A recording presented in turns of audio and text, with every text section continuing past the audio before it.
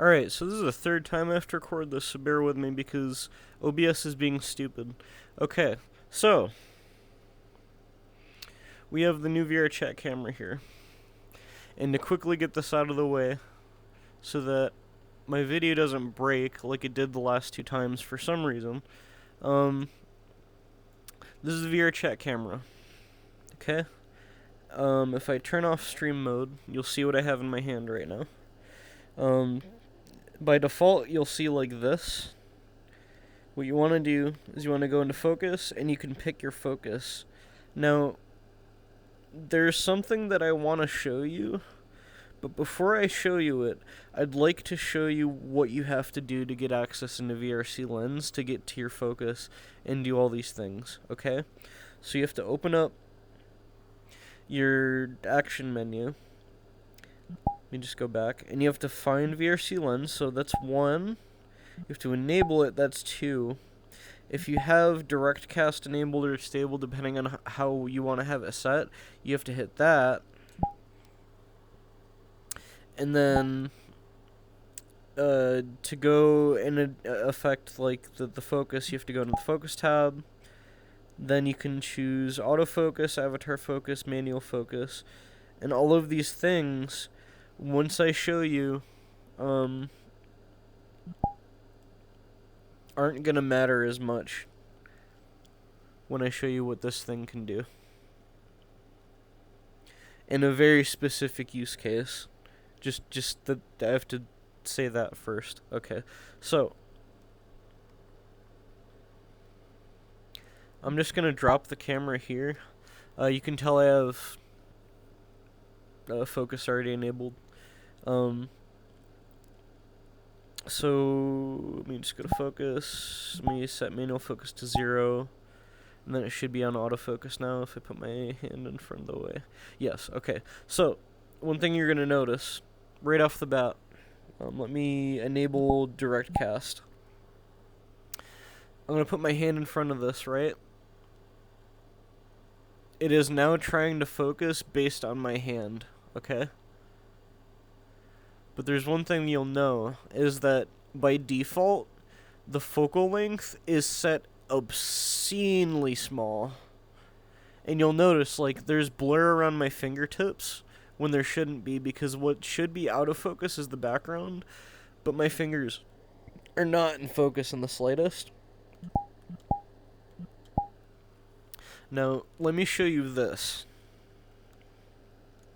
This will help you decide possibly on what sort of camera you're going to be wanting to use. So just for now, I'm going to set it to semi-auto. And note how these sliders are right here. I have quick and easy access to these sliders. If I needed to get access to focal length and f-stop and all that stuff, I have to go into focus, and then I have to go into... Actually, no, I have to go back. I have to go under, I think, advanced. So this is just confusing. Like, there's aperture, I guess. Like, there's certain things that I can't really tweak here that are gonna make things easier. Like I don't think I have access to the f-stop or anything. I have like aperture.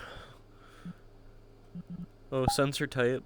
There's that. Then there's I can mess with that. But the point I'm trying to make here is I have the focus enabled now. I'm going to put my hand in front of this, but before I do that, let me enable stream mode, which is this button right here. Okay, so you zoom in a good amount. Remember how there was blurring in my hand? Alright, so the background is in focus right now because I have it set to autofocus.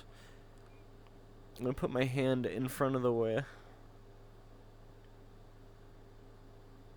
The background's getting blurred, but my hand is still in focus. And just to make this a little bit easier to see, I'm going to enable full auto.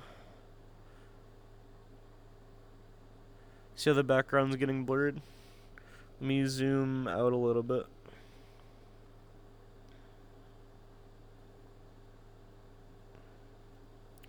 I'm noticing significantly less artifacts. Especially when I'm doing like these extreme close-ups where I want to get like the background to be blurry. Like granted, my hand could be slightly out of focus. I'd have to check. Let me look.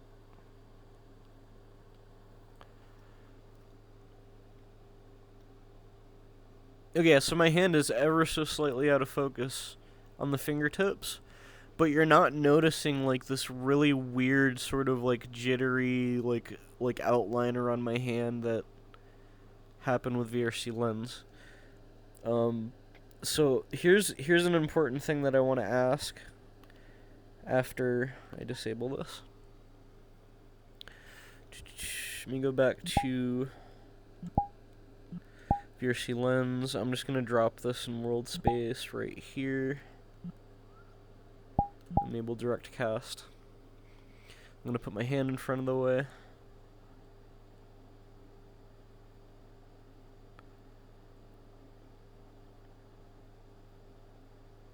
Actually, it's probably a bad example because it was pointing up, like right here.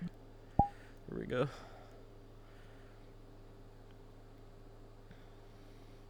Look specifically like right on the top of my index finger. There's like a little bit of an artifact going on, and my hand is significantly more blurred. But it's blurred differently, if that makes any sense. So here's the point I'm trying to make here, right?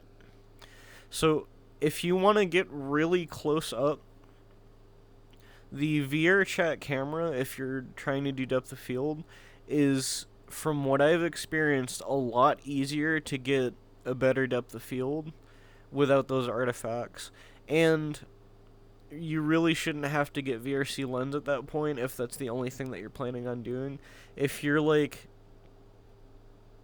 planning on doing stuff with like the drones, like I don't think that the VRChat camera has that. The only thing that it really has is like it can follow you around, like it can do look at me and then drop it in world space and then it's gonna follow me around, right? But there's no way to do like stuff that you do with VRC Lens where like you can drop the camera and then you can control it with your radio menu. So it's really a question of ease of access. What sort of shots are you going to be doing? Are you going to be doing things where the depth of field needs to look good? Also, performance wise, let me disable streamer mode. So right now you see like the blurry background, right? 62 FPS.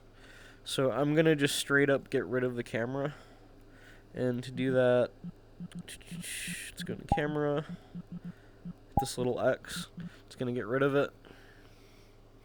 So when I had that enabled, it was 62 FPS. I'm gonna turn on this, and then this is enabled.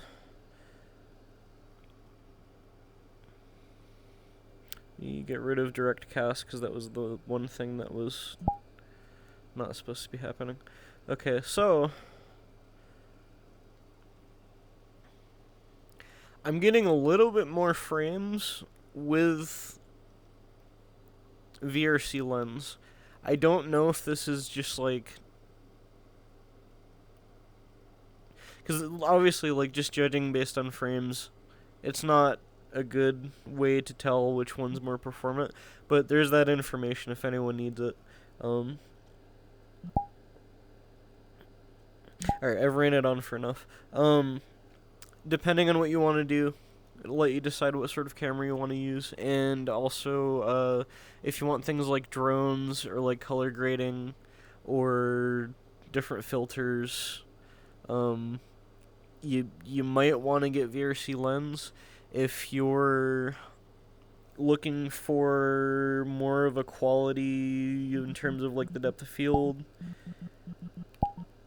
I would say get the VRChat camera because it seems that the blur is a lot better. There's a lot of things that they could do here that would make this even better in the future. Things that I'd like to see is I would like to see them utilizing motion vectors and compute so that they could use compute on the graphics card to do things like motion blur or like I don't know if it'd be possible to do a compute shader for like screen space reflections or something. The current method for screen space reflections is using a forward rendered HLSL frag shader thingy, whatever the fuck, and that is kind of hacky, and there's some issues with it, with artifacts that are really hard to get rid of unless you want to like presumably run like another buffer for it or like and if you do this in a like a script, which VRChat would be doing it with a script, they could get rid of a lot of the artifacts, or they could just use like a different technique for screen space reflections, and yeah, stuff like that. Motion blur, screen space reflections. These are some ideas that I'm throwing out there. Another cool thing that I wish they would add is give us a filter for the depth buffer and for the normal buffer.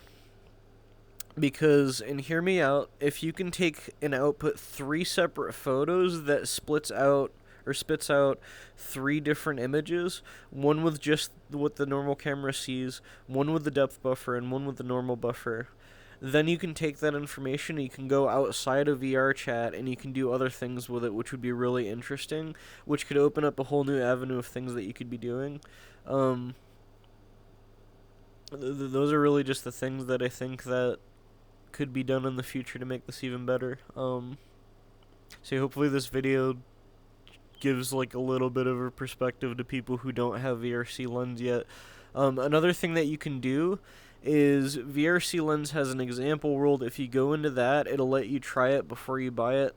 I'd highly suggest going and trying it if you don't quite know what you're going to use yet. Also, I just thought this was interesting that I'd be able to show people like a side-by-side. You wouldn't even need to get into VR and check it out yourself. So, like, yeah. Hopefully I don't get banned off of Reddit, because I had to make this video 3 times, and I missed me posting it on Reddit 2 times. I think a 3rd time might get me in trouble, because OBS is stupid! Ah!